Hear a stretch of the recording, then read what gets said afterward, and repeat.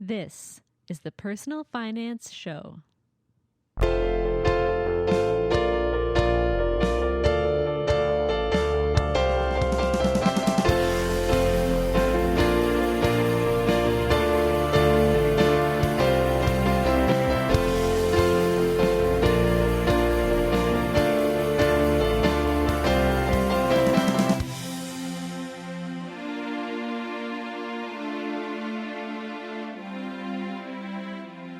Hi, I'm Bo Humphreys, and this is the Personal Finance Show. Shannon Lee Simmons wants everyone to have access to unbiased and affordable financial advice. In late 2010, frustrated that Bay Street was only interested in clients that have tons of money, she left her high-paying job to start the Barter Babes project. Shannon would offer financial services in exchange for any good or service that she needed. Over 1 year, Shannon helped over 300 women and never once accepted cash for her services. Unable to go back to Bay Street after that, Shannon realized her only option was to start the best fee-only financial planning firm in Canada. She called it the New School of Finance, and she never looked back. When she's not helping people at the New School, you can find Shannon in just about every newspaper and all over Canadian television, promoting her new book, Worry-Free Money. Shannon was nice enough to host me at the New School of Finance, where we talked about her personal finance journey. Oh, and Shannon was also the first guest to agree to sing on the podcast, so look for that fun segment near the end of the episode.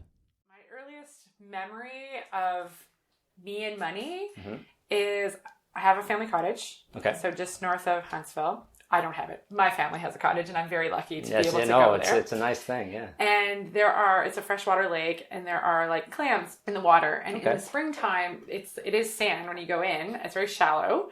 But there are clams that have like made their way up. And so one of the things that we do is, as a family, when you're kind of like spring cleaning or whatever, is like take the clams and just like put them out into the deeper water, right? So that you don't step on them and hurt yourself. Okay. Oh, and hurt them. Or hurt them. Okay. Exactly. Yes. You don't want to hurt anybody. So we don't want to hurt them, and we don't want to hurt ourselves. Yeah, okay. And so with little kids tromping through the water, you can step on a clam, and it can cut you open, cuts your foot. And you can kill the clam. I remember that with zebra mussels in Lake Erie. Right. So way back when. So these aren't zebra mussels. They're freshwater clams, but it's the same. It's like you don't want to step on them. Yeah. So what my parents would do is, with me and my sister, is if we moved them out to the deeper water, so like you're not taking them out of the lake or anything like that, we're just moving them to the deeper water where we wouldn't be walking on them, right? Okay, yeah. So you would make 5 cents per every single clam that parents. you moved out. Yeah. So it was the first time that I ever connected chores with money. So you're working. Okay, yeah. And the more you work, the more money that you potentially can make. Unlimited. Well, I'm sure there was a limit, but I was like 5. And so I think I probably made 20 cents and we called it a day. Awesome. But it was the idea behind, it wasn't that my parents were like making me work or anything. It was just a cool lesson. I was the youngest child, so it was probably more for my sister, but I got to participate because the youngest child often gets to participate. Yes. And it was just the first time it was like that introduction of like work and money, and they're tied, and that you can earn it. And that you could also have a choice, right? You can also choose not to. And that's okay, too. It's true, yeah. You could have just gone and played games or puzzles. Exactly. And then they also would, when I got older, we did have an allowance and stuff like that, too. But you could also do, like, bonus chores. So nice. Your regular allowance was, like, it is what it is. You have to do your thing. But if it was the fall and you had to rake up the leaves, and then you could get like maybe $5 for every bag of leaves that you did. And that was like bonus cash, That's right? incentives. So I think that is like my earliest memory of even wanting to collect the nickels. Mm-hmm. And then I had a piggy bank and I got to put them in, and that felt really satisfying. And that was your bank? Oh yeah, I had a piggy bank when I was a kid. And would it just sit there for a while? Would you ever open it up? I did. I used to love to shake it, and then I started collecting international coins when I was a little bit older. Okay, yeah. But when I was like really young, I used to like to just shake it, and then I would it was actually one of those piggy banks with like the the little black like plug in the bottom, like exactly. Really old school like 80s style piggy bank. Absolutely. And then I would often I would take it out and then just like dump all the money onto my bed or something like that, and then just like play with it, which was probably pretty dirty, but like I not because I was obsessed with it, but just like physical cash, which I think kids don't really play with that much these days. That's true. It's pretty interesting because it's like you can touch it, you can count it, you can practice math, you can look at it. Like there's a whole bunch of cool things that come with actually tangibly being able to hold money and learn about it that way. And plastic is kind of it's taking that away. Well, it's abstract. And you could probably put it in the dishwasher or something. I don't know. Because my wife is like cringing right now listening to this. It's like, oh, don't touch it. Anytime, like sometimes I would get paid like at a gig in cash. Yes. And I would just sort of like come home and make it rain. Yes. And it was funny for a second. And then she's like, get that dirty cash away from me. Because it is considerably filthy. It's gross. I never even thought about it. Like, no, I never thought about it when I was a kid. That's for sure. No, not. Yeah. And of course, you know, like I remember there's a story about me eating dirt when I was a kid. You know, people totally. When they're kids, they do things, and that's how you build up tolerance to like bacteria and stuff. Yes, right? Absolutely. And I so didn't even think about that when I was a kid either. And like probably, That's why you have a great immune system. Probably stronger today because of the money. So because plastic is money, making... You should have mentioned that in the book. The plastic is making everyone sick. Yeah. In one way or another, right? So the piggy bank, and so do you remember, and you get an allowance when you were a little bit older, yes. Do you remember what would you do with that? Like, was it the $5 for the extra bag and all that other kind of stuff? Yeah, I don't remember specifically what I would do every single week or whatever, but I definitely know that my parents would say that I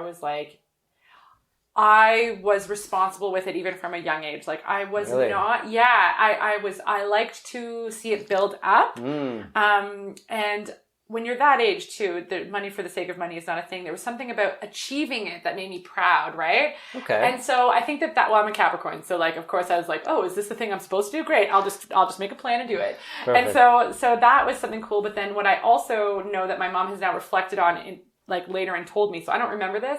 If I really wanted something, I was really good at saving it up, and then I would like to buy it, right? So it wasn't like I would save it forever for no reason. There was always a goal associated with it, but I was really good at that. Whereas like my sister would just like spend it or save, like there was no plan, but I was always very good at like, oh, that's a thing.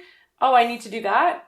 I will do it. And then I would meticulously save it up every week, which was pretty responsible for like a 7-year-old or an 8-year-old. Yeah, I've been thinking about this lately because everybody's got a different story. Either they were just crazy spending or saving up for some specific thing. And I wonder, I think it's just a personality thing, completely. Right? It's connected to your personality. Like you connected money to achievement of the earning of the money, and then saving up for whatever a goal is. Yeah. And so that would just like your achievements and goals was a thing to you, and for your sister not necessarily. Right. She wasn't so motivated much. by it. Yeah. So it's not like your parents did anything right or wrong in that respect, or maybe could have changed that. They could have tried to change if it was bad behavior. Maybe they could have instilled something different. But for you, it seems like it is innate. It's in people. Yeah. But also you must have had some kind of example. I mean, the early example of picking up the clams. Yeah. To keep them safe. To keep them. Yeah, true. Not keep for us dinner. All safe. Yeah. Which maybe is later in life. So you had the goal setting, and then what about when you like had first part-time jobs? Yeah. First part-time job. Fast food. Yes and no. Because everyone I ever talked to in the entire world has worked fast food except for me. Okay, so I've never worked in fast food. Okay, well so now you've met another person. There you go. That's one. I worked at Laura Secord. Oh, Secord, nice. So boxing chocolates, eating ice cream. Yeah. So that was part of my high school gig. It's amazing. It was great. It was great. And like I had this boyfriend at the time who would come and I would give him free ice cream. I just like outed myself to Laura Secord, but yeah, it was great. Are they still in business? I don't know. Maybe not because of me. That's right. How dare you? But she was a national hero. It was, yeah. Well, right. Oh no, sorry. Yeah. The historical figure. Yeah. But yeah, Laura Secord was a really good job. They were a great place for like a after work job. Sure. And then the other kind of job I did was I worked in a concession stand at an arena / like rec center. So, like with the fryer and like getting hot chocolate and so like small time hockey, like minor hockey? It was actually a rec center where there was like a pool. It wasn't a Y. It was in Burlington. It's called Tansley Woods. Okay. But like there was like, kids' birthday parties, or there was like the pool, or there was like this kind of thing. Like the Y. Imagine the Y. Okay. And so then I worked in a concession stand there. So that's kind of like fast food. You just said fries. But like never in a chain fast food restaurant. No. But it's the what it is about the fast food. It's the customer experience. Oh, that everyone you learn buckets early in life about and then you build the respect for people working in that situation. So you got that. Yeah, and I would have got that at Laura Secret too, right? Yeah, exactly. So many people. Too. For sure. So definitely the retail customer service experience. Yeah. For sure. And I think that's so true. I think you learn so much about how you deal with like people who might be rude to you. Yep. And making people happy when they're frustrated and like kind of navigating that space at a really young age, and when you aren't nailing it and when you're nailing it, right? Yeah. And how to move and survive within that place. And there's a boss. I never had that. I worked in my dad's dental office cleaning, which is a different kind of job, but it's very solitary. Yeah. And I was a mess in my 20s, but gambling addiction and all that. But I was also a huge jerk to people in retail because I didn't have really any perspective at that point, and all I cared about was, how do you not know the name of the donut that I'm pointing at, right? Yeah. Or how can somebody at McDonald's not want to help me more than they are? And it was just like, when I think back, I was just such an ass. Honestly, right? I used to serve too. I served all the way through university. Oh, that too, yeah. And I, to this day, am an over tipper. Okay, yeah. Yeah, pretty much everybody in service. Oh my gosh. I will, even if it was terrible service, I will still over tip because I know you might have just been having a bad day. Bad day, and you're making nothing. Right. Otherwise. And everybody's allowed to have a bad day except a server, right? And so that's why I'm like, no, this is fine. I'm okay with this. Yeah. Why is that, right? Why does everyone have to just put a smile on, even having a bad day? It's there's a great podcast about McDonald's coming into Russia for the first time, and how they had to teach Russian people how to smile and not have mistrust. Because if somebody smiles at you, they're looking for something from you. Yes, they want it back. It's actually not genuine in Russia at the time. I don't want to speak about today, but Russia, when McDonald's came in, I forget what it was, 90s maybe. Yeah. And it was such a fascinating thing, the training, that to we actually have to say have a nice day and mean it. It's such a different sort of culture. But so you did these jobs, and what about that money? You saving for school? Did you have to save for school? Yes, I did. I had $30,000 worth of student debt when I graduated, and I worked the entire time that I was in school. Wow. Yeah. Where'd you go to school? I went to Queens. You went to Queens Commerce? No, I went to Queens. I did economics there. Okay, yeah, so very similar in terms of the money or numbers. Yeah, but originally I wasn't. The reason I didn't go into commerce is because I actually was originally going to be a doctor. And so I wanted to do the life sciences kind of route. Sure. And then I really wasn't loving it, and I thought, everyone was like, oh, you're really good at math and science. You should be a doctor. And I was like, oh, okay, I guess I should be a doctor. And I really like people. And so that seemed like a natural thing to do. And then after my first year, I was really questioning whether or not I wanted to move forward. And I had job shadowed with a guy who was a GP. And I was like, I'm just not sure. And he's like, take 1 year, take a bunch of stuff. And if you still want to come back, then, do it. But just you don't have to make this decision tomorrow, which was such a great piece of advice, right? My parents really stood by it too. They were if you're just doing this because everyone is telling you that you should, why don't you just take some time? But we don't know any better at that age. How do we know, right? My wife's 18. My wife's in med school now. Yeah. And, she's already a pharmacist. She's been through all of this. Yes. But some of these, her classmates, they're so young. I know. And how do you know? Hopefully they know, and it's not just because it's a family obligation or something. But at that age, I knew nothing. No, I was 18 because I have a late birthday. I had no idea. Yeah. And so yeah. Well, at least you kind of figured it out and didn't go the whole way through. And... Yeah, I wasn't as pumped as all the I was doing okay in my courses. I was doing well in my courses and stuff, but the other people who were really, hell-bent for leather on being a doctor were so much more passionate than I was about it. And I was like, I'm a very passionate person, and I know that about myself, so I was smart enough to know, you don't feel the same way about this. You know what I mean? You're not so jazzed about it. Yeah. What is that? And so then when I took a year off, not off school, but I just took a year off the science and math and tried a bunch of stuff. And I tried economics, and I really loved it. And so I kind of like just kept chasing that feeling. Was it like supply and demand and scarcity of the basics, or like, was it? Yeah, I'd never taken an economics course in high school or anything like that, because that was all chemistry, algebra, of all course, the you're things. getting ready for science, right? Yeah. And so I had never taken a business course. I had never taken an economics course or anything. And my parents run a family business, so I had always had, the context of economics in my household, like talking about the exchange rate was an important thing because my parents export. Okay. And talking about like demand and stuff. So I understood those things, but I never actually learned the theory behind them. So I think it was really cool when I finally learned about it. And because of my family business background and like just conversations at the dinner table, it meant something. Like I could take my parents' business and apply it in a way that I don't know if a lot of people get the opportunity to do that. Oh, nice. And I was like, okay. And especially with the microeconomics. Real life example. I was like, this is like when dad does this. Oh, this is like when mom is talking about this. And so it really resonated with me for some reason. And then I just really enjoyed, and then I found the finance part of it fascinating. And I met a woman who ended up becoming my mentor later. And she worked in investment management.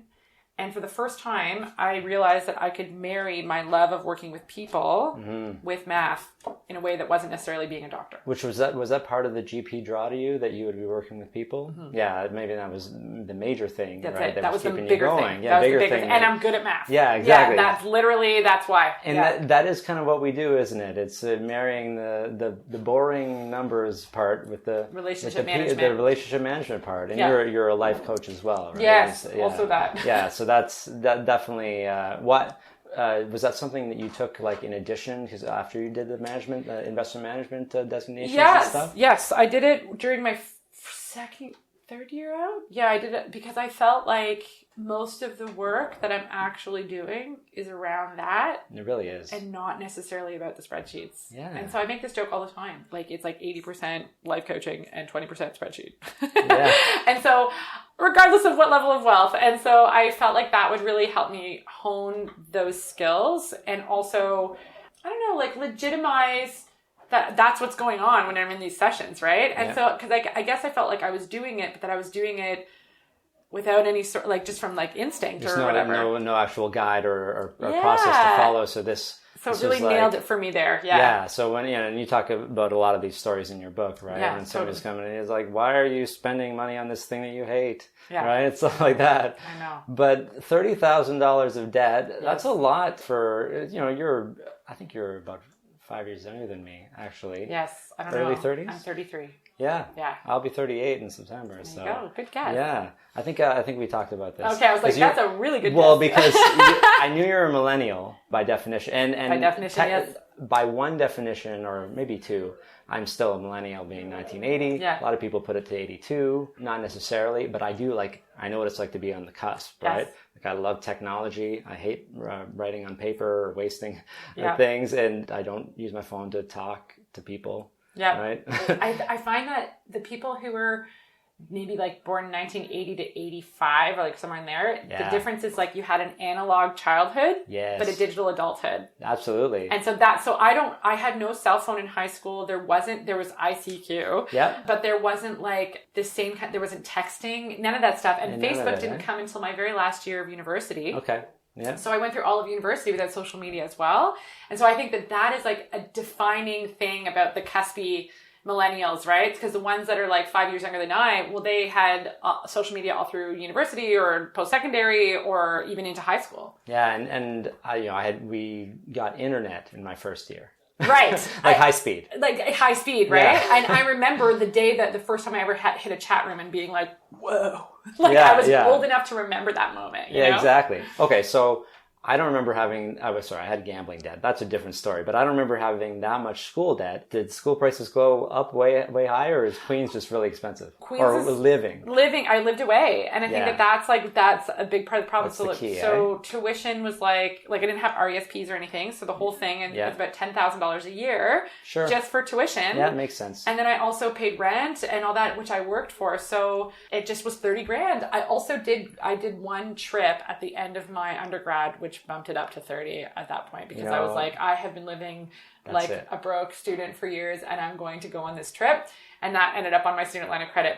So you're sitting with an economics degree, Queens, Yes. from Queens, and you've met your mentor already. Yeah, well, yeah. So you're working. You're already working, because you have your CIM. Yeah. Your Chartered Investment Manager. Yep. So this makes me sound like such a dork. I'm going to be honest with you. This is a podcast for dorks, by the way. Okay, well then I'm in the right place. So I promise I did have friends, but like I was always just very like driven and passionate, and so when I kind of figured out, like when it clicked around like kind of where I want to be or what I want to do. So her name is Helen, my mentor. She had said casually, like, I'm sure she had no idea that everything she said I took so seriously. And so she had said, if you want to break into, the investment management world, once you graduate, blah, blah, here are some designations that you might want to think about doing at that time. Okay. So, of course, I spent my summer in between third year and fourth year just like starting to do that. Yeah, okay. I am very much like Rory Gilmore, a little bit that way. Yeah. I actually get your reference. There you go. Thank you. And so I started boning up on my like securities course and all that kind of thing while I was still in school. Wow. Well done. So that I had things on my resume when I graduated, I already had it there. Smart. So it was smart, absolutely. And in retrospect, like, what a smart idea. But I have to tell you, like, my mom's an artist and my dad is an entrepreneur, and both of them were like, what? Like this is completely internally driven. Yeah. It was absolutely not put on me at all by anybody. Well, that's good. And like my mom always makes the joke too that like I was the kid that like when we were running a lemonade stand, I was like, let's scale this thing, right? Like I'm very much like the pursuit. I love the building. I love the building towards something. The goal and the path to it is very exciting for me in a really satisfying way. And so I think that, and not chasing money, just like whatever that goal is, I want to like do what I can to make that happen. And so that's what I was doing while I was in school, so that I was able to secure a job when on the other side, because I knew I was going to have all this student debt that I had to pay off, right? That's right. And I was very afraid of the student debt. Like I knew the reality of what that was going to cost me, and I needed a job. Yeah, even if you didn't, maybe you were just paying interest if it was a bank loan in school. But I knew as soon as a year out or something. Yeah, I had a similar one. So you must have got that awesome job. I did. Well, awesome job for the time. Yeah, I got an entry-level position at a boutique investment management firm called PHN. Okay. And it was fantastic. It was wonderful. It was like this little oasis in the financial industry of like wonderful people and all that stuff. And I lived at home for 1 year. Oh, that's smart. And I was very lucky to be able to do that, right? And then I commuted in on the go. Yeah. And so I did the whole thing, but I was so used to living like a broke student that I just continued to live like a broke student, but I was at home, so I didn't have to pay rent anymore. I didn't have to buy groceries. Okay. And I think I needed like $50 a week for like going out with my girlfriend money. You know what I mean? Like going out with my friends and doing stuff. As you say in your book, everybody should have this kind of happy money if you take care of all the rest. Absolutely. And how much were you making? Can you say at the time? Yeah, I was making $45,000, but imagine that for a 22-year-old. Right. You were making negative before. Yes. Right. So you were able to use most of that. I did. I paid off my student loan in a year. 1 year. Yeah. Rent is such a huge cost, isn't it? Yeah. It was the game changer. Is it always the biggest thing you see on people's budgets? House. Where do you live? House or rent? Yeah. Even if you share with others, especially in this city, in Toronto, or even in other markets, living at home or having a free place, even for a little bit. My parents were great. They paid rent 6 months once I graduated. That was like my gift. Yeah. To give me an opportunity to find a job without having to worry about, I got to take this crappy job that I hate just so I can pay my rent, right? Yeah. So that was a nice gift, and you had a similar one where it's such a gift, you got to live at home, but because you just happened to live. I wanted to be in Toronto because that's where the jobs were. Yeah, totally. And you're lucky enough. Like I took the GO this morning. It doesn't take that long, an hour and 12 minutes.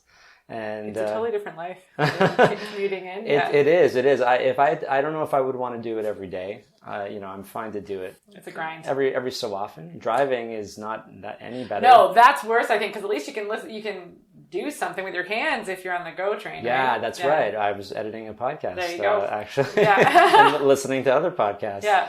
So you're now debt free, and you're working for the boutique firm, but that didn't last. No.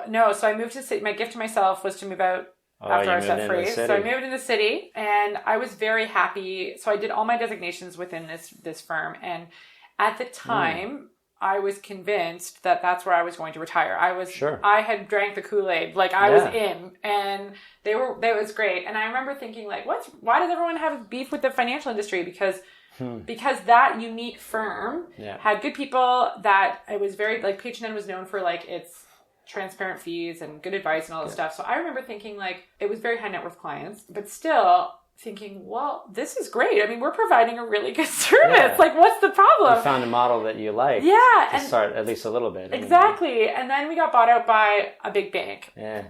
So I knew from the get-go that I was never going to be a bank culture person. Yeah. So when we got bought out, even though, like, everything was okay, I'm not hating on the bank, but it just, for my personality, the amount of, like, red tape and like you're now a number in this massive cog and this massive wheel.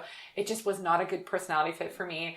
And also I learned, because you learn about the company that you're in, right? The tiered system, like the different offerings of wealth management that happen when you're not rich. Yes. And I never really naively opened my eyes to think about what happens to the people that H&N, like, isn't serving, like, that don't have $1 million. They just didn't come to you. They just they're happily serviced somewhere else. Yeah, they're going somewhere else. What a naive You just assumption. happen to get the people with $500,000 or more. Right. And so that was eye-opening when I learned about all the different ways that someone could approach a bank and where they would be sent depending on how much money they have.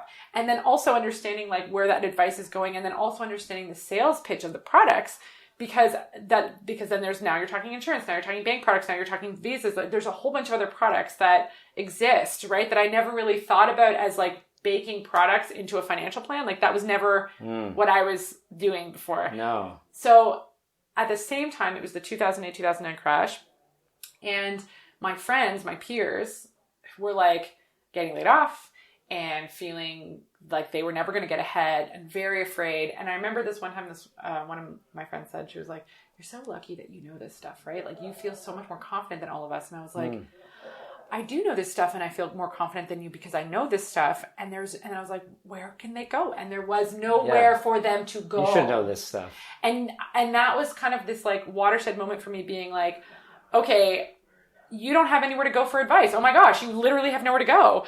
Can I be that person? Yeah. And then it started the wheels turning of, like, if I am that person, what does that look like and how does that work? And so that's kind of what opened my eyes to, like, maybe going down this route is not actually what's for me, because I couldn't stop fantasizing about starting a business to help a different demographic and working with people who are not necessarily millionaires and offering the advice that people can't normally get. Like, it became something I thought about all the time. Well, because you're talking about the democratization of personal finance, which is something I talk about all the time.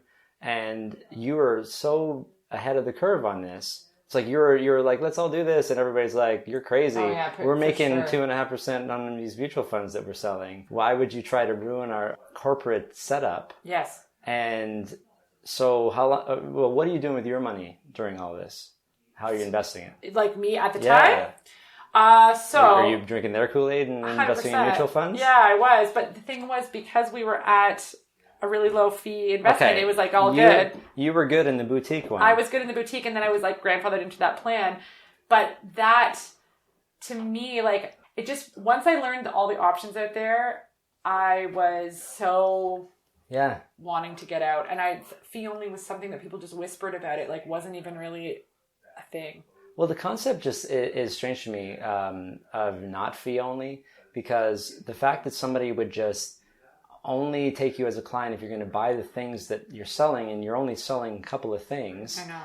You know, because it's a difference between, you know, selling products and referring people to places you like, right? Like a robo that you like, or even just referring people to good products because you have a whole bunch of options, right? You know, what do you think about referral fees? Like, you know, if you get a referral, or I guess assets under management, Is that what you charge? I don't. No, you just a flat fee. Oh, I am a staunch fee only advisor. So if somebody charges, and actually I want to have a more detailed conversation about this. If somebody charges 1% of all the money that you invest with them, but the investments are whatever, unbiased, they don't get a commission for selling them. Is that the same? That's fee based. Yeah. Okay. Different. So fee based versus fee only. Correct. So fee only works very much like a lawyer's office. So you pay for time only. There's Mm-hmm. no money management that goes on here. So yeah. And I think that it's the ultimate in unbiased advice, because even in a fee-based account, which I completely agree that at that point there's more options, and I think if you're going to do that route, fee-based is a great way to do it. Yeah.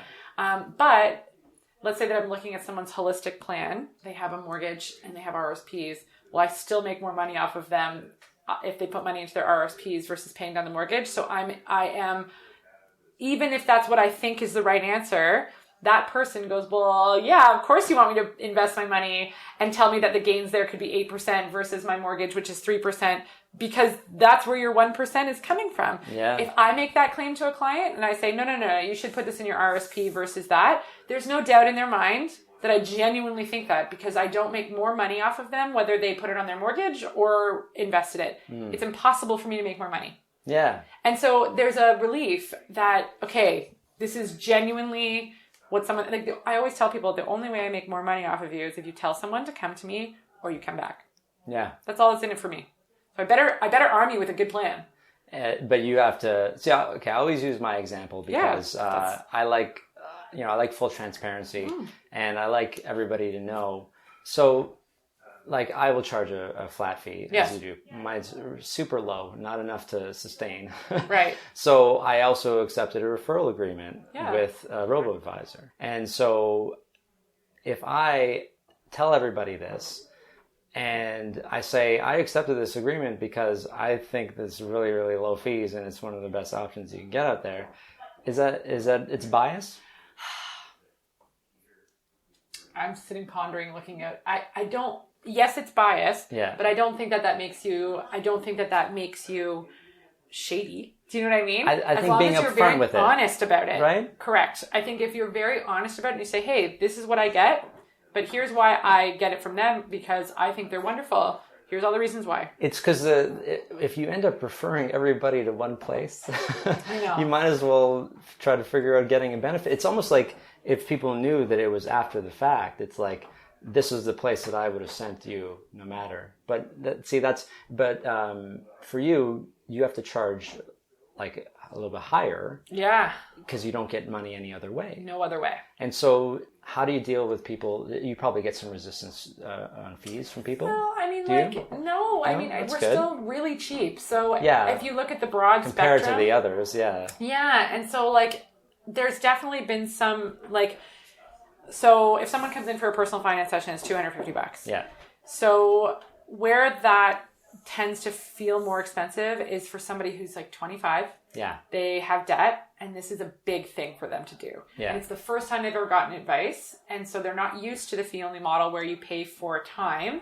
They're used to getting advice for free from a bank. I know, it's terrible. So it's that transition period. It's that transition from the advisor to the fee-only where it feels like, ooh, and how that doesn't mean that they don't come necessarily, but there's a lot of questions around what you're getting for $250, right? And they're getting full service. Full service. Yeah. And so, but someone who's coming in who's younger and they just want some cash flow management, they want that sort of strategy plan, is not as many hours in before, during, and after as somebody who's coming in for a full complex retirement plan, right? Yeah, okay. So that's on the more expensive side. So when it comes to the retirement planning and the portfolio assessments, we get zero pushback there, because I almost think that we're too cheap at that level. For that full plan. Right, because you compare to the other firms doing that and we are thousands less, right? Yeah. So where we feel that pushback is in that $250 range for the first time person that's coming in for a personal financial session. Anyone who can't do it, actually it breaks my heart. I know exactly when that happens, because I have all my team tell me when somebody has written back and said, I can't afford this. I can't do it, yeah. And so we do a free pro bono sessions. We have so many that we do each quarter. Sure. In addition, I created a couple of online courses that drop the price to $75 plus HST, so $97 all in, to make it that much more accessible. So it's like, hey, okay, so if you can't come in for the one-on-one, here's another level. Yeah, okay. That's an investment still. Like, I understand that the $100 is still a lot, but you get 55%, 60% of everything that I'm going to tell you in person, but you just don't get it as customized for you. You have to kind of like fill in the blanks yourself. I like that. I like that, to have that option. Yeah, because what I was trying to do was, I want to make it really affordable for people because, like I said, it's really a price. And if I'm given the option to have a huge corporation pay me the money instead of clients, right? Just as long as we deal with the bias and the conflict of interest issues, I feel a little bit more comfortable with that, and then I can charge basically pennies. So that's, and I think there's something really to be said for that. And I've questioned from a business owner, actually, a lot about how much money we leave on the table, right? We leave so much money on the table. And sometimes I wonder if I am a purist to the point of like unnecessarily, right? Like if so, because I don't think there's anything wrong with doing exactly what you're doing, because you're not referring to someone who's ripping off a client, right? Well, and I'm also doing less, right? The idea is you pay a small fee, and we're gonna keep in touch for the lifetime of this, right? But for a lot of people, they don't need a lot of work, right? As you said, it's like, let's just kind of get it all automate that shit, as you like to say, right? Totally. In the book or elsewhere. And so I just think if we have more democratization like this. But you're right. It's like, am I charging what I'm worth? Well, we can talk about that, right? I mean, and it could change over time, right? But for now, I just want it to be accessible. And it's probably, I'm guessing you started out more like that, but you couldn't do this working for the big bank. No. What did you do? Yeah, it was not a good fit.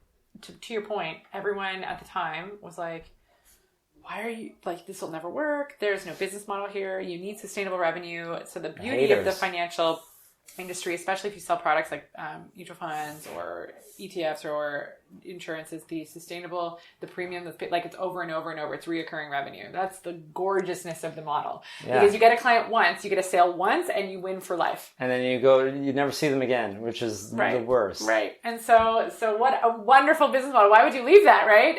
It's genius for them. It's so smart. And like, my life in a lot of ways would be a lot easier if I had stayed out there.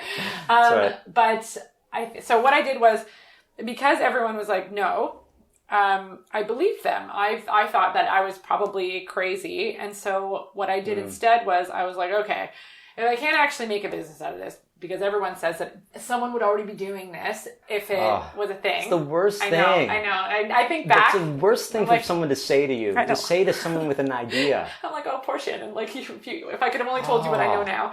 Yeah. But I believed it because I really respected a lot of the people that were saying that. Sure, absolutely, And so, logically that could have made sense. And at the time, I was like 25, and like if you had asked me to pay $250 for financial advice, I would have been laughed in your face, right? Yeah. And so I was like, maybe there's something to that. Instead, what I did was I started a project called Barter Babes Project. And so my big plan was to piece out of Bay Street for a year, do this project, get it out of my system, get this idea that I had in my head, like completely out of it, like live my fantasy to work with young people and like help them with their finances in a way that's really accessible and affordable. And then go back into Bay Street and just like toe the company line and just get over it. So that was the plan. Sow your financial oats, if you will. That's exactly it. And then get married. That's it. You're married, have baby. Right. Keep going with the checklist. That's it. And so that was my plan. And so the Barter Babes project was a 1-year project where my goal was to, again with the goals, right? Yeah. I'm very much a Capricorn. And so the goal was to hit like 300 women. I wanted to work specifically with women because I also had found, in not only at the high level of net worth, but even amongst friends, women lack their confidence. So everybody has the same literacy, but the women were second guessing way more often, right? Which is top of the news today, much more so than it ever has been, which is fine. But you were recognizing this way early. This is 2010. Yeah. And it's like 8 years later. And I mean, the Canadian Personal Finance Conference, which we were both at. Yes. And you spoke at. Yes, I did. Yes. Yes, I did. I forget if you were just there or you No, actually. I spoke at it, yeah, you were. Yeah, you spoke, and it was all women. Yeah. Except for that one guy pitching, and I gave him an earful, and it was great, right? Yeah. And that was intentional. But wouldn't it be great to have that be unintentional, right? Right. That would be As great. Opposed to the unintentional all-white male panels that are out there these days. But yeah, you were prime, and this was Barter Babes was specifically for women. Specifically for women, and I didn't charge anything, so except for stuff, so, experiences, services, and things that I needed. Right. So I had a list I would post every week, like here are the things that I need this week or in the next month. If you've got one of these things, like reach out to me. The beauty of that project was that I did it, and I met with 300 women. I provided financial advice, fee-only financial advice for no fee, and from everything from like lasagnas to I actually got 2 bikes out of it. So my partner and I both got a bike. He still rode his for a long time. These things cost money. It's not like you weren't getting value. No. Money is just a store of value. Absolutely. And so you got it. I got it. The problem was like, I did save up enough for my rent for the year, but the problem was that I couldn't barter fast enough for things that I needed in daily life. So like, I ended up still having to spend money that I didn't have. And so just to like get through until the next little bit, because let's say I wanted to get my hair colored, okay? Because I've been gray since I was 21 years old. And so I would want to do that like in the next 4 weeks, but maybe somebody didn't want to barter for that for another 3 or 4 months. And so I've realized that is something that I will absolutely go into debt for. Like I will go into debt to cover my gray hair. And so this is on your fixed income. 100%. Fixed expenses. I took on so much debt the year that I did Barter Babes. So much debt. In such a short period of time. With the altruistic motive. But I had no money coming in. Like, I hear you. That's it. So I saved up enough for rent, but like that was really it. And like I did live with my now husband, but like boyfriend at the time, who thought I was bizarre, but he wasn't making so much money either. We were basically just hand to mouth, and life costs money. And I think bartering serves an absolute, it should be in everyone's budget to like try to replace things with barter. But as your entire way of making money, it just wasn't efficient enough at that time. Well, you're basically providing a modern example of why money was invented. 100%. Right? That's exactly it. And like buns wasn't a thing then. So like, but you're right. A buns alone financial plan is not good. But yeah, like, I took the history of money, 1200 to 1550, those years in university as part of my program. And it's the course I remember the most. The spice trade, the spice wars, all this stuff. But money is because bartering for, just like what you said, timing, seasonality. In my interview with the guys from Uganda, that's one of the issues with trading goods. It is that the seasonality aspect, right? You might have a good season, and then you have all this bucket of money, and you have to spend it right away because you're worried about being robbed or you're losing it somehow, right? So there's no bank for you to put it in, that kind of stuff. So you learn that, and so at the end of this year, it's the best and worst year of my life. It was the best year because I was like living out this fantasy that I had been like obsessed with for years now at this point. And I felt like for the first time, I was like having a real impact on people's lives. Like I knew I was always helping.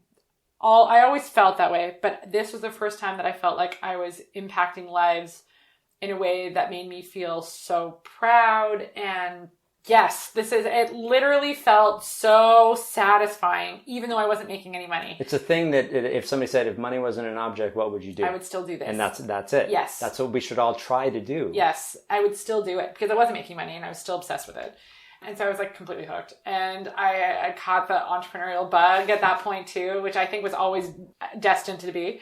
And then so at the end of it, I remember Matt, like my husband now, again, boyfriend at the time, being like, so what's the plan? Like, are you going back to Bay Street or are you going to make a go at this? And I was like, I really want to make a go at this. And he was like, well, we've already been living on nothing. So anything at this point is an improvement. Like if you make $20 this week, it's better than a lasagna, right? Like that's good.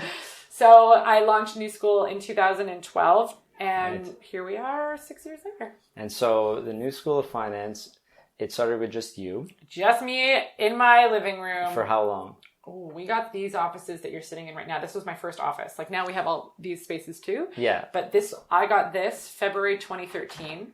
So I was in my office at home at my kitchen table for all of 2012 and then just into 2013. Then I got this. And then we've slowly been expanding. And I hired my first person who still works with us.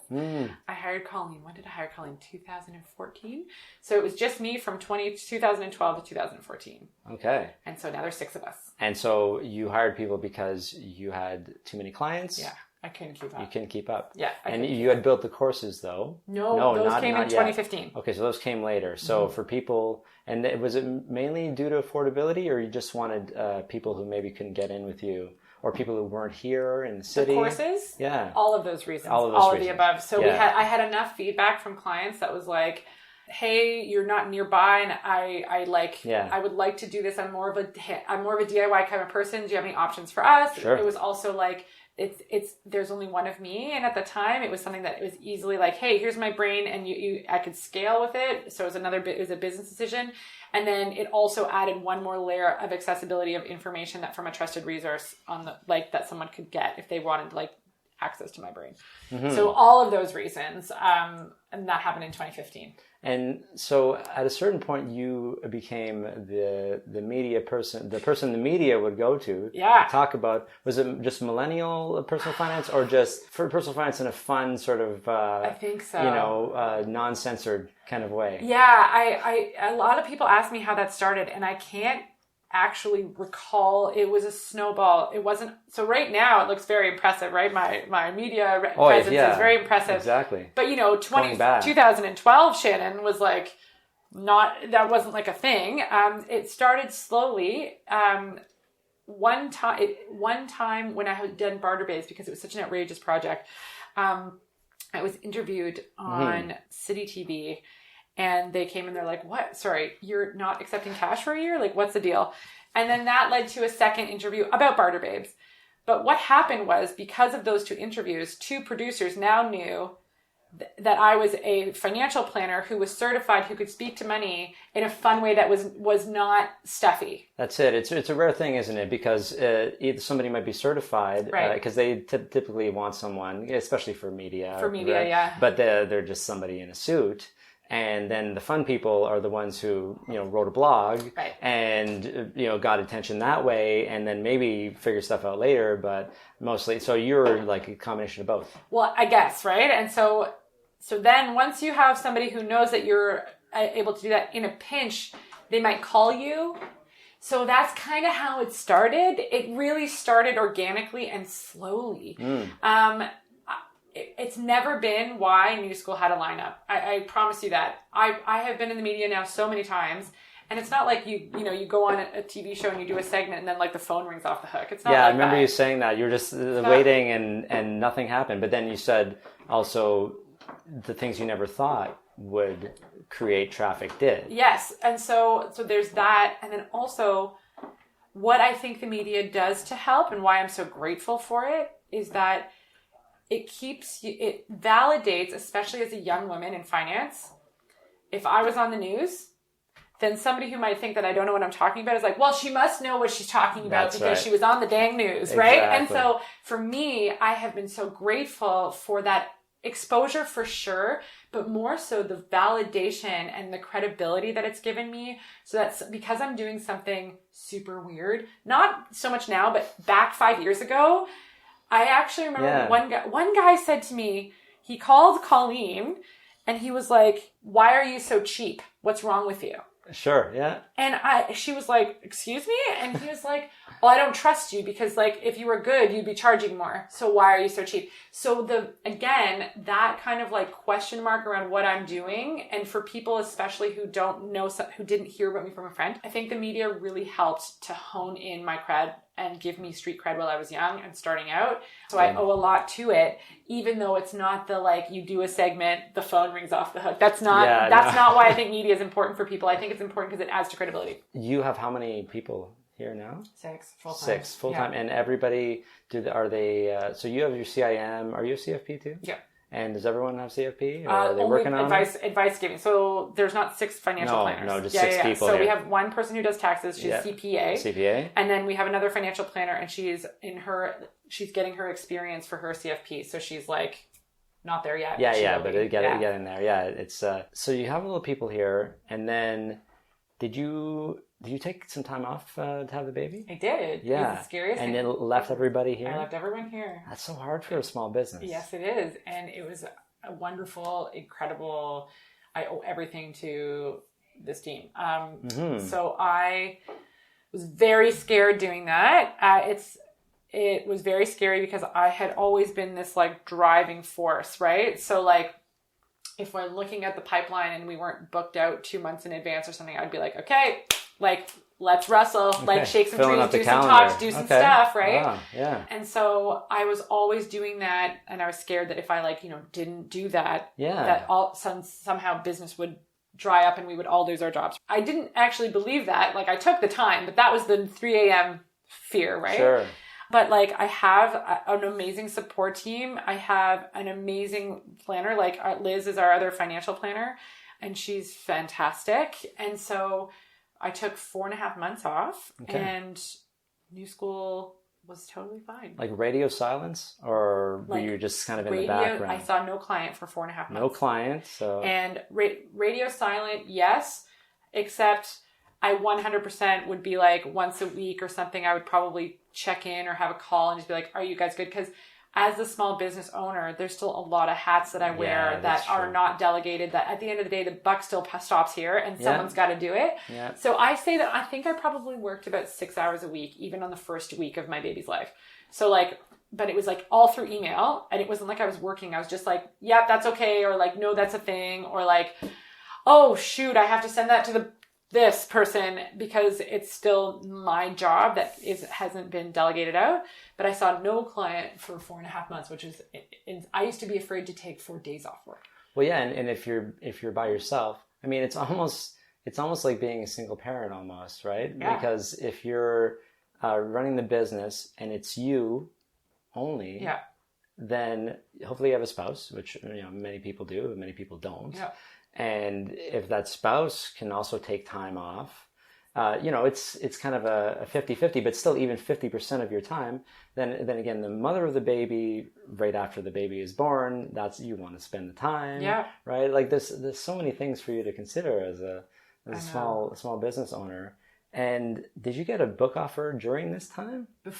When I was pregnant. Okay. Yeah. And so So there's 2 things that you just nailed. 100%. I think that what made me able to do that, for anybody else out there who's a business owner, is that I have another person that works with me who can do my job while I'm gone.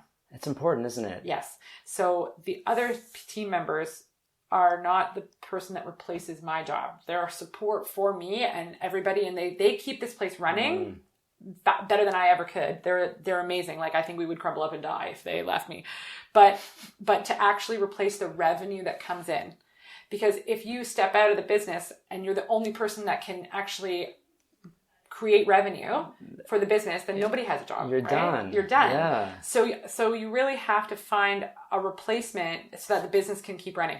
A lot of people are scared to do this, aren't they? Totally. And I was terrified. I'm terrified every time I hire someone. I'm literally terrified. I lose a night's sleep every time because there's so many complex emotions attached with hiring someone. Like, A, people are expensive, but I believe in paying people a fair wage. B, what if they don't work out? Oh my gosh. C, I'm insecure. What if they think I'm this and I don't deliver? Yeah. Right? So especially with the media and stuff, people think that like there's a preconceived notion of like what they might be coming into, but like, you're in my office, there's nothing pretentious about this, right? But like, news school, what is it? And then it's like, what if I let them down? What if I am not good enough for them? I thought you'd have pictures of yourself all over from all the articles. Yeah, they just drop down from the screen. But like, here's the collage. So, yeah. Oh, you didn't see our trophy room? I'll take it out. But like, I guess my own insecurity as a human being is just like, well, I hope they think I'm good enough that I live up to like why they're excited to work here. I hope that I live up to that, right? Like, I hope I create a work environment that makes them want to stay. This is imposter syndrome. 100%. And people, especially if you have any kind of success, I think everybody experiences this. I right? think everyone does, whether they're honest about it or not. We're taught to be ashamed of our failures and not proud of our successes. Is that in the accurate middle. somewhere? Yeah. I don't understand. Like, let's, it's the humility is valued somehow more so than being proud of ourselves. I know. And we need to focus more on that, right? I think so, to a degree.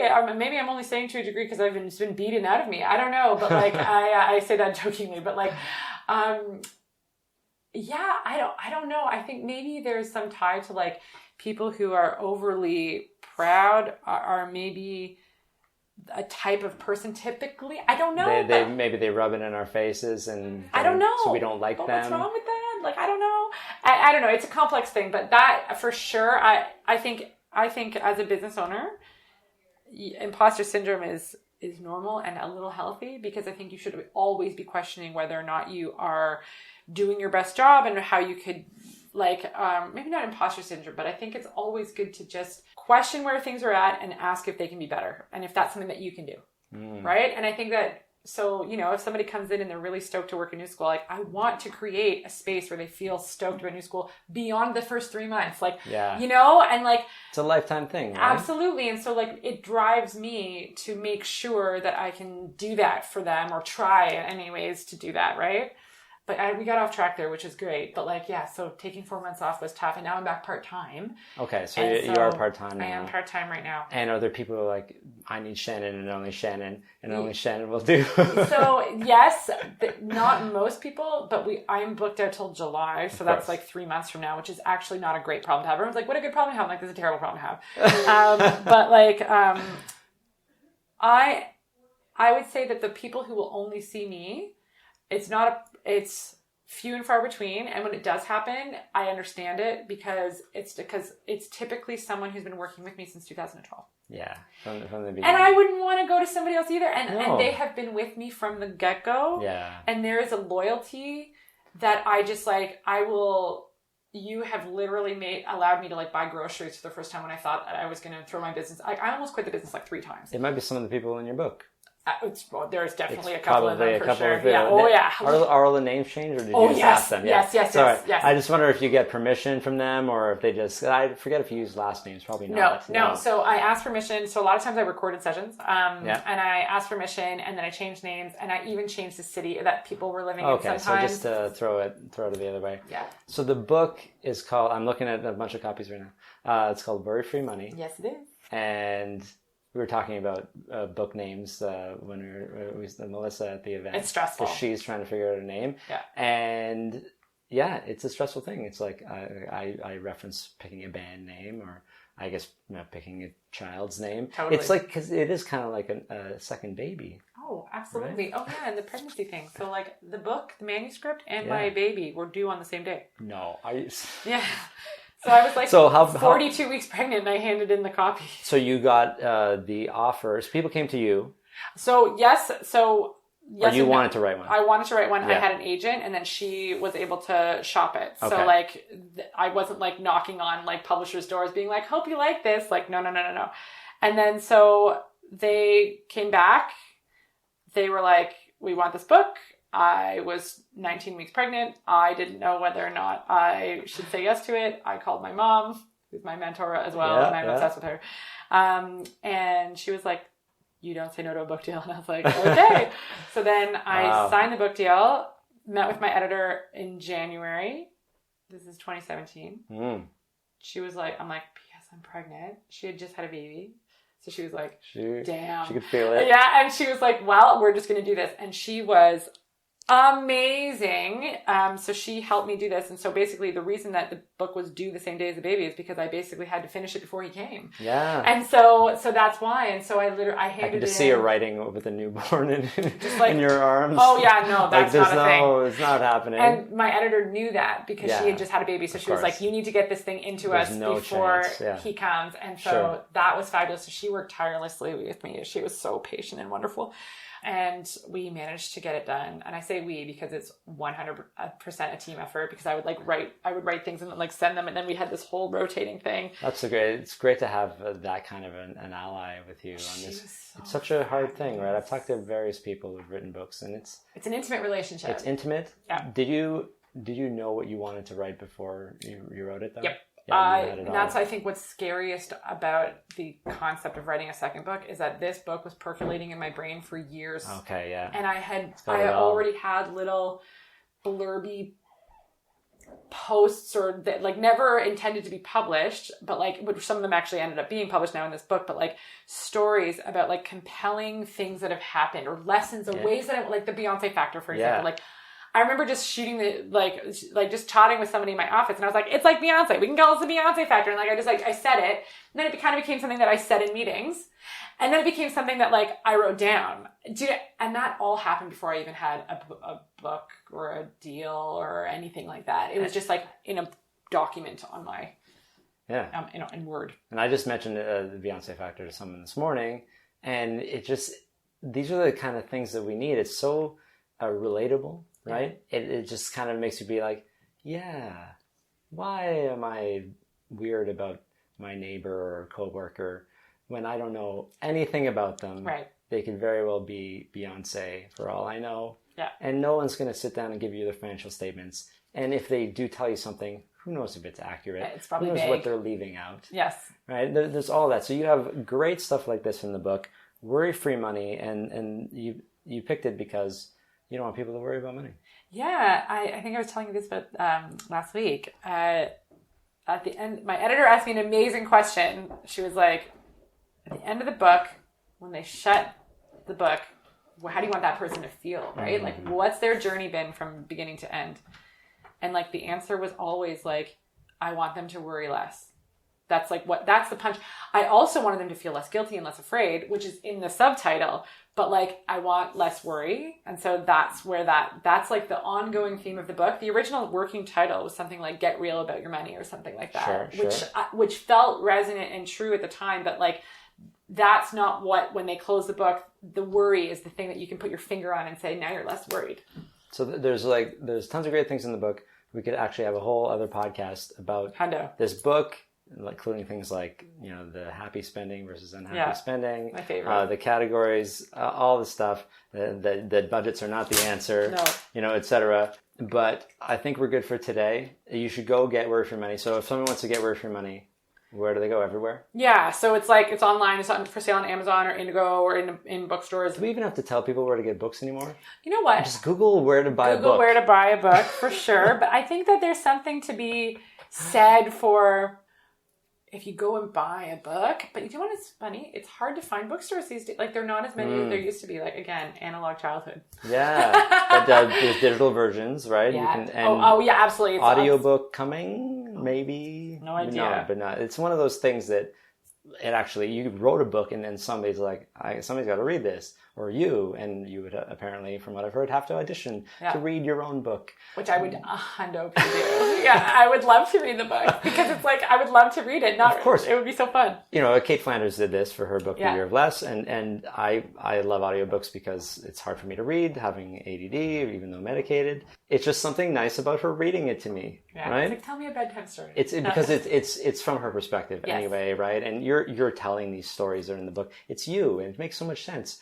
I don't know, like, unless you're somehow defunct at reading or just, like, don't want to. Yeah. Everybody should read their own book. Or have a really high-pitched, weird voice. I don't know. Even if it takes a while. Like, take a long time. Do it over a year and read a sentence a day, and then they can cut it all together. I don't know. I think that's probably better. But, so just go. So, ShannonLeeSimmons.com. Yep. NewSchoolOfFinance.com. Yeah, all roads lead to Rome. So, like... Google Shannon Lee Simmons.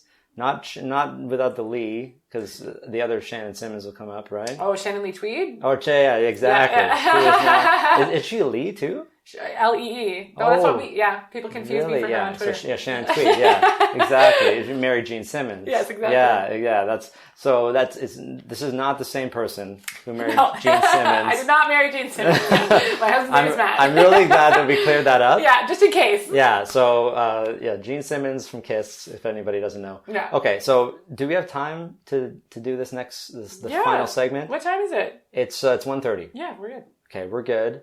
We do all this stuff in the afternoon. This is how we do entrepreneurs. I like it. I also like how we just threw down randomly. And this is wonderful. And it's really windy outside. Otherwise, we would have been outside today. It is very gusty. Wind is like, what was it, 80 kilometer winds today? It's like stay inside. Wind is the worst thing for podcasts because all you hear is wind. It doesn't matter. It could be raining or snowing. That's fine.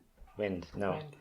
So... we'll cut this part out if it doesn't work out, but I wanted to try this because Shannon sings and plays piano, and so do I. So we have it's a little name that tune sort of thing. So I'm not a musician though. I sing and play piano, but I'm not a musician. So I have these cards, and we're gonna sing the first line. So you sing the first line of the song, and you try to guess what the song is, or sing the next line of the song. Okay, I'll try. You can pick the song that actually. It actually works. So I'm gonna start with an old song. Okay, let's hope I get it. Okay. Just listen to the music of the traffic in the city. Downtown. Oh my God. Right? Happy. How can you lose the light so much brighter? I don't know that line very well either. But yeah, Downtown by, do you remember who? No idea. Petula Clark. There it is. It's linger on the sidewalk where the neon signs are pretty. Okay. How can you lose? Yeah. Okay, so you go and I'll try to guess. That's great. So some of the songs in the cards are either really old or new or are hard to sing. Okay. This is a great one. Okay. I made it through the wilderness. Okay, I don't know the second line because it's just a blur of words to me, but like a Virgin Madonna. You got it. Somehow I made it through. Oh, that's so obvious, right? That's a great one. I should have figured it'd be simpler. Yeah, no, right? that's perfect. Well done, though. Well done. Okay. Like a virgin. I don't know if you'll get it. You might get this one. There comes a time when we heed a certain call. Oh! When the world, dun, dun, dun, dun, dun, that's pretty good. The world. That's it. When the world must come together as one. The world. We are the world. I think who was singing that was Lionel Richie, I believe. Oh, I have no idea. But the artist was USA for Africa. That's what it. And we had a Canadian one, Northern Lights. Tears Are Not Enough. It is. We did. Yeah, remember that one? Absolutely, man. Okay, sorry. I got to stop looking ahead here. Don't pick this card. Okay. All right, hold on. Okay, we'll go for it. We'll go for it. I'm not sure. Okay. I don't care if Monday's blue. Tuesday something, Wednesday too? Yeah! What is it? Tuesday what? Tuesday's great and Wednesday too. Tuesday's great and Wednesday too. Monday I'm in Love by The Cure. Friday, but yes. Friday I'm in love. Oh, of course. I was stuck on the first line. Okay, Friday I'm in Love by The Cure. Should do one more? Okay, a couple more? One more? Okay, yeah, a couple more. I get nervous. Okay, this is a good one. Father, Father, Father, help us. Oh my gosh, I'm blanking and I know this song. And as soon as you tell me, I'm going to be so mad at myself. That's the thing about this game. It's just really hard from hearing the first line. Right? Do you know the song? I can't. I'm blanking on the song title too. What is it? Where's the Love? By who? Black Eyed Peas. Oh my God! Right? Yes! Oh yes! So, Father, Father, Father, help us. Like, I don't even know the next word. Send some guidance from above. I would never have got that. I know Okay, that song. I'll do one more to give you a chance. Okay. Oh, I hope I get it. Where is the love? Oh. Yes. Okay, now it's there. Oh. Yes, I couldn't even think about it even after you told me what it was. I'm like, wait, what song is that? These are tough, Some of them are really tough. We don't need no education. Dun dun. Hey, teacher, that's not the next word. Leave them kids alone. Is it Supertramp? No, it's Pink Floyd. Pink Floyd, darn. Pink Floyd. Okay, We don't need to educate. I don't. Is it? We don't need to educate. No. What's it called? It's The Wall. Another brick in the wall. Yeah. Okay, but I know the song. The thing about this is it's the first line of every song, right? Yeah. So it's often the second line of a song is the one that hooks something us. we not even know. And it's not it might just be a blur. It's not the chorus. It's not the tag. Yes. It's not the hook. Right. And so to know that is tough. Okay.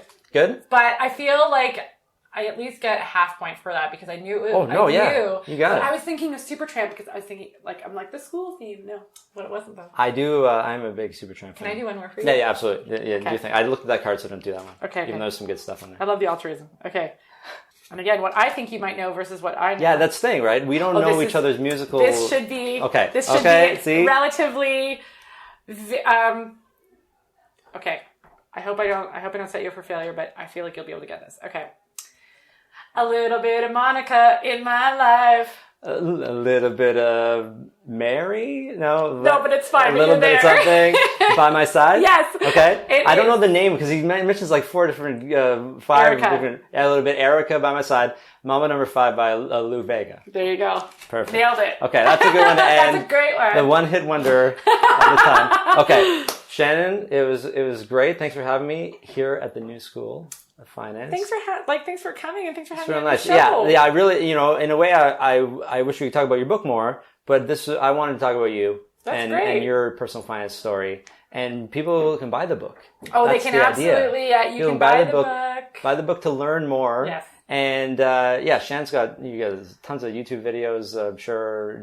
And if you have a chance to see, don't you have a cool event coming up, or did it already happen? No, I have a library talk tonight, and then I have this week. It's the keynote for this big boss brunch that I'm doing. That's right. Yeah. So this is like Girl Boss. Yes, absolutely. So you're promoting the book. You're doing events, keynotes, all this kind of stuff, because people just like to hear you talk about money, and it's really good stuff. Right? I guess so. That's why you're booked until July, even though you don't want to be. That's because I'm part-time because I have a baby. That's right, exactly. Okay, awesome, and hopefully I'll have you on the show again. I would love that. This was fun.